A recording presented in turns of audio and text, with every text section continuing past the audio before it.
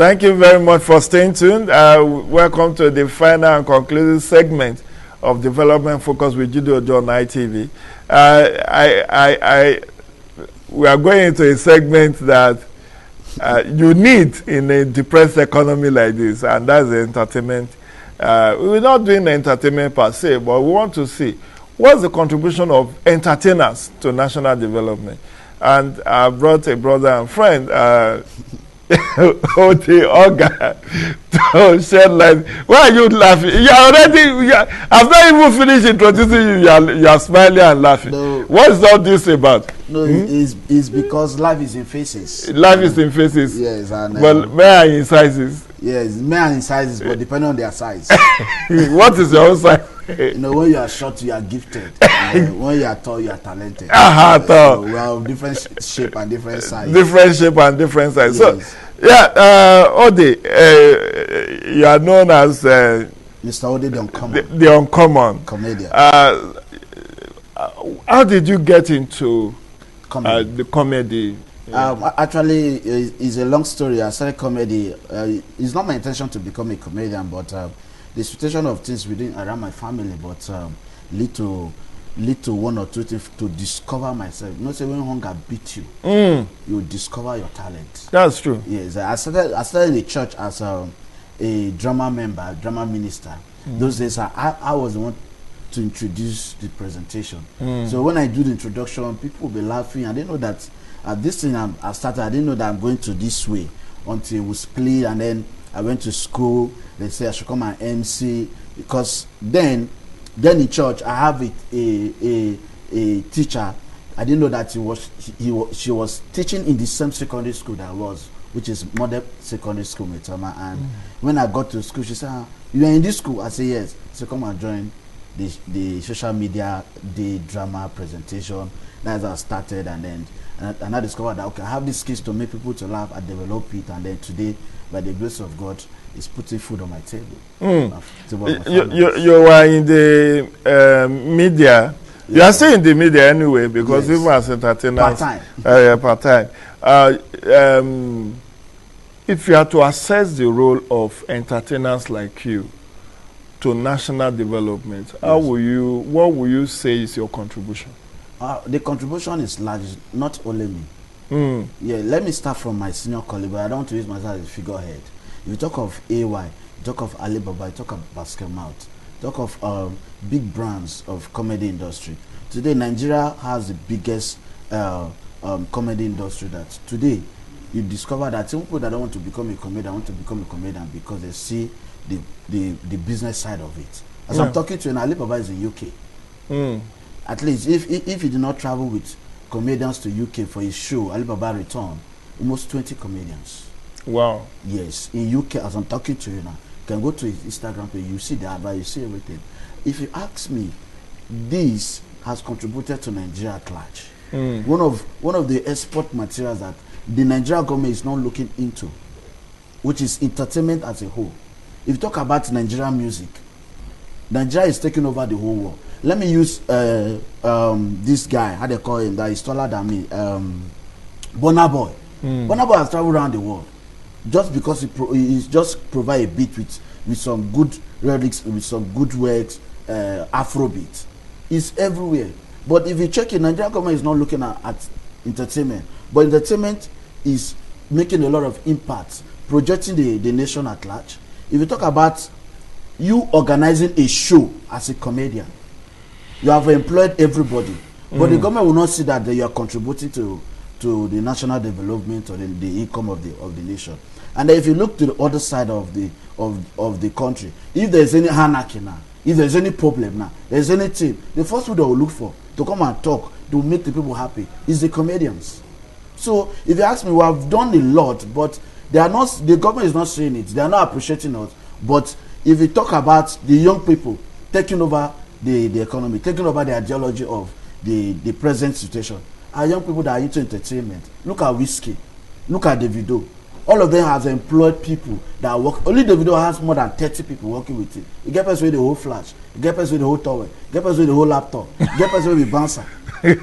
All those songs are employment because you are paying them. Yeah, sure. Now, if I'm organizing a comedy show now, which by the grace of God, I just did my recent comedy show, January 4th. I'm still planning another one. I'll pay for her. I'll pay cameraman. I'll pay photographer. I'll pay ushers. I'll pay bouncer. I've employed people already. But they'll look at it that, what is this doing? It doesn't make any sense. But people are coming to pay gate fee and enter. I'm also contributing to the economy of the country. That's very interesting. Exactly why I brought you on this set, to look at the business side of entertainment industry, because people just see it as, like, when you say I'm a comedian, people look at you, is this one serious? It's not now. You know, but you have been able to break it down that you are also employers of labor, either part-time or full-time. People who are bodyguards are paid. People who are providing the ancillary support services. Bodyguard, they push people for a living. Yeah, that's interesting. So let's drill down this business side. Yes.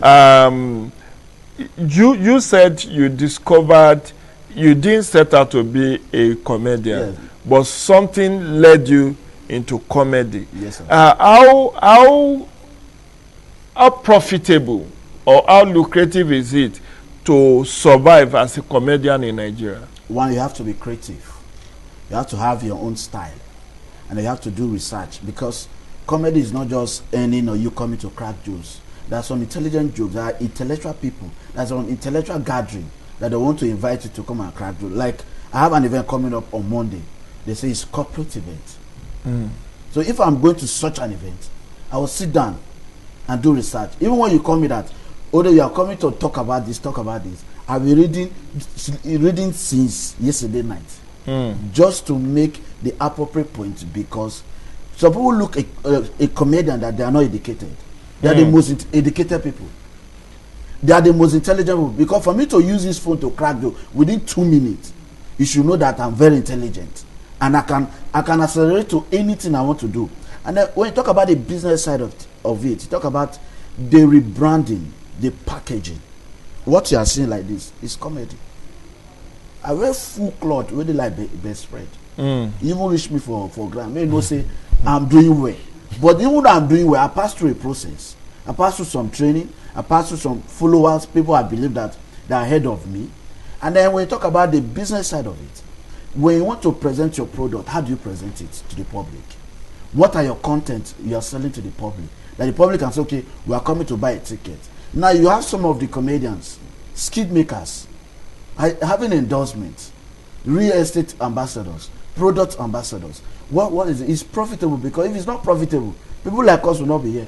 For you to call me now that I should come and MC your event, if I didn't collect lowest, it's 150, 200. And which is somebody's salary for a month. And then somebody's salary for 3 months, depending on where you are working. So if you ask me, the business is very profitable, but you have to work on yourself, polish yourself, be creative, be outstanding, and then God first. Because with God, all things are possible, but with money, all things are answerable. I like that. With God, all things are possible, yes, but with money, all things are answerable. Yes. Okay, so let's look at you know the entertainment. I know time will not be enough to look at the entire gamut of the entertainment industry, because it's very wide. Yes, it's very wide. You talk of music, acting, comedy. So now, all over the social media, you find skit makers. Whether you want to watch or not, is sponsored. If you open Facebook now, as you are scrolling, you see suggested for you, sponsored, and all of that, recommended. So I'm just asking, those who, how developed is the skit industry in Nigeria? What we know traditionally are people like you doing comedy. Okay, let me surprise you. You know, there is a boy called Sariki, Sariki something, which is 3310. You see that what he's doing as skits is the highest paid in the north. Wow. On Facebook monetization,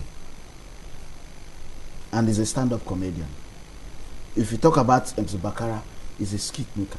You talk about Mr. Funny, which based in Port Harcourt, Sabinus, he's a skit maker.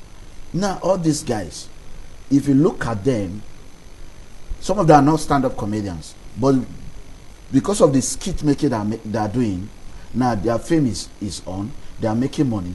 Some of them are ambassadors.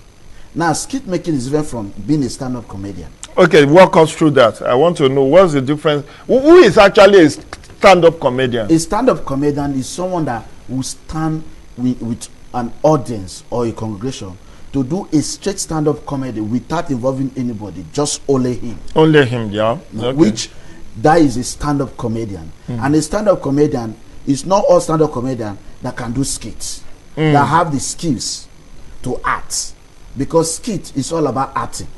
And then people that also try to be funny to act skits, some of them are not stand-up comedians.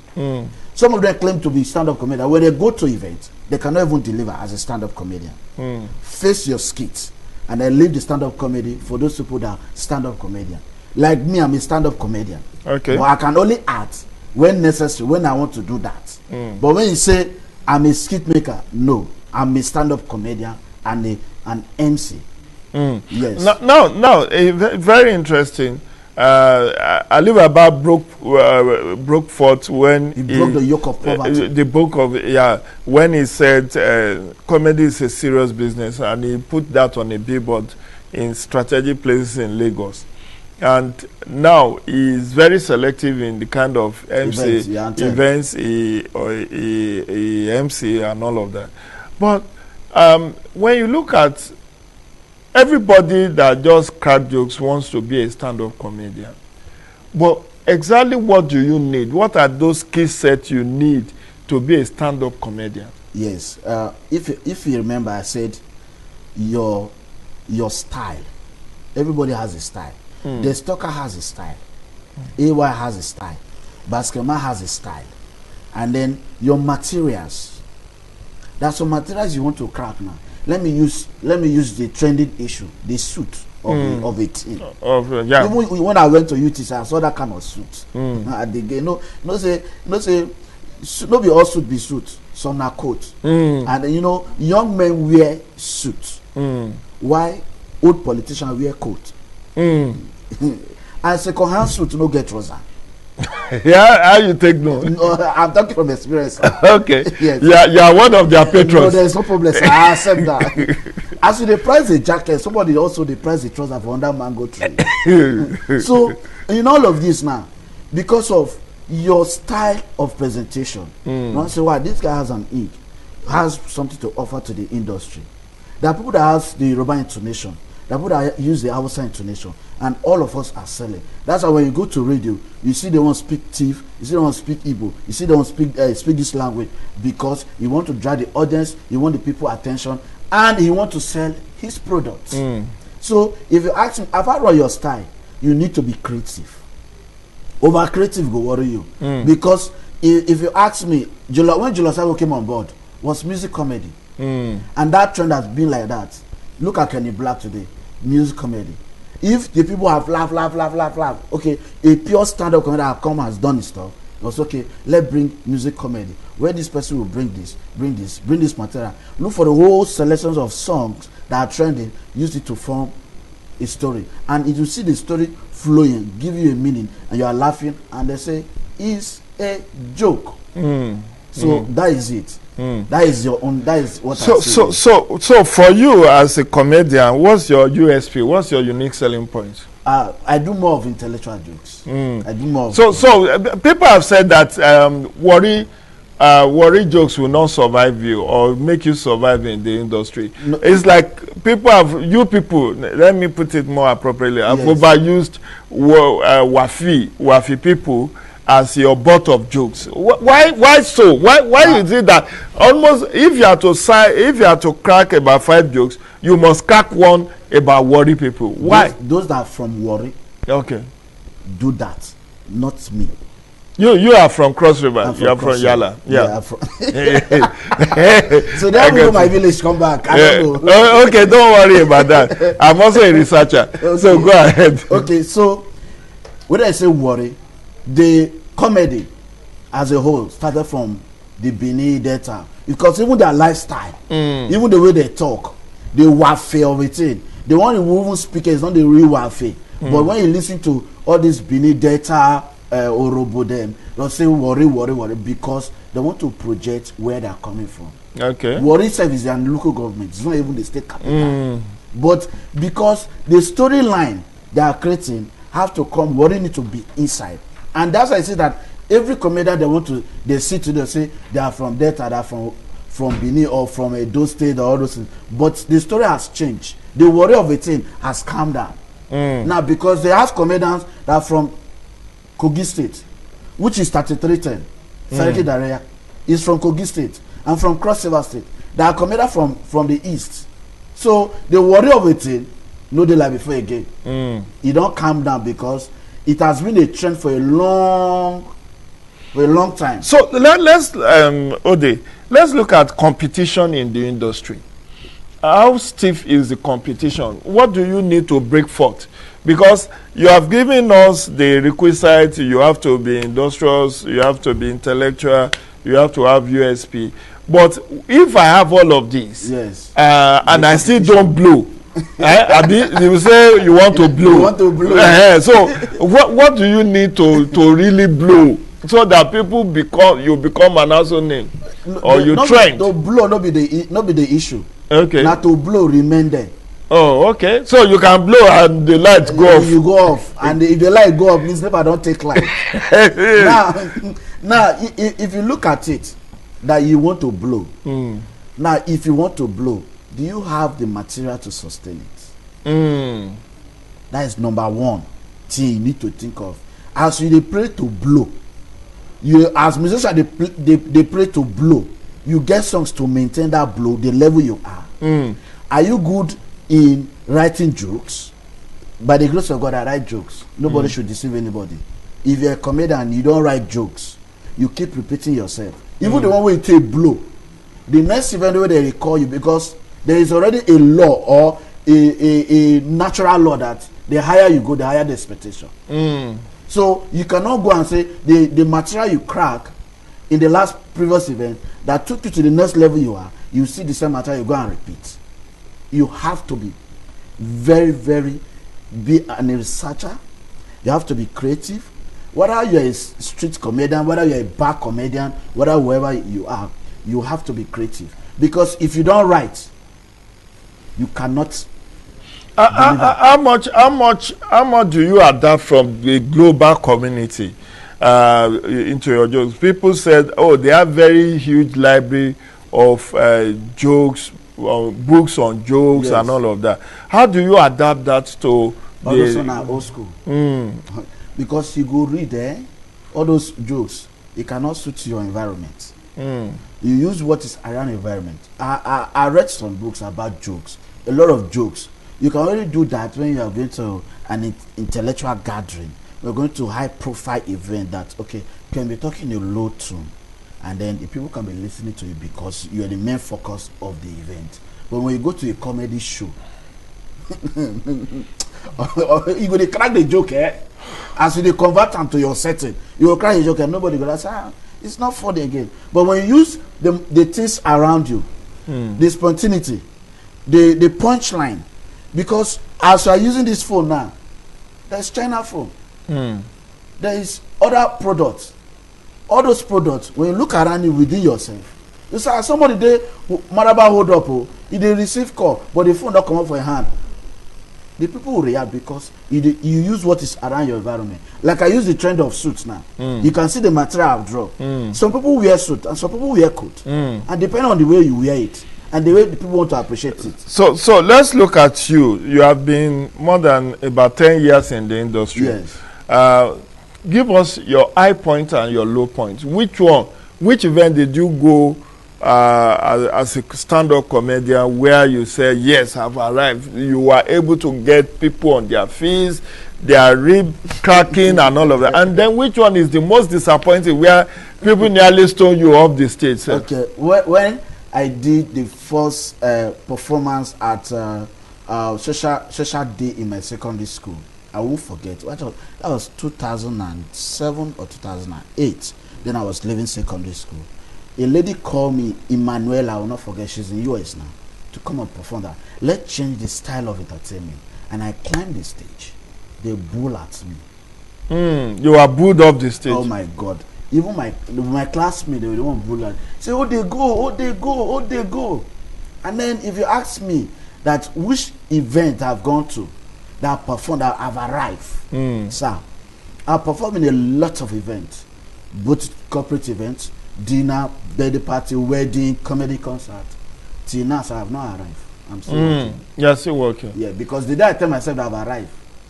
No, I'm not saying arrive as in, but what the one that you are most appreciated, maybe I should put it that way. No, I don't live on my past glory, because I have an ideology that as I'm leaving this event, the ovation I raise here, Father, my next event, even when I don't know the people that are seated there that watch me, some of them will be at the next event. So Father, give me another material that will give me another ovation that is more than the one I just did. You know why? Because if you say, this event when I go, may I tear, may I finish work, you feel relaxed.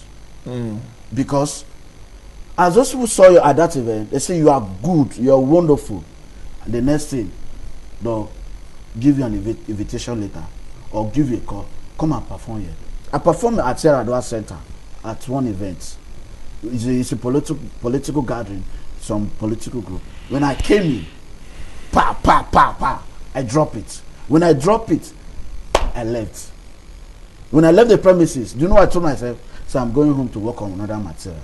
Because the ovation there, because it's a political gathering, it won't look as if it's an endorsed event that I'm doing for somebody. I refuse to post the video. Because it will also say that you are one-sided. Nigeria, we are very biased in our thinking.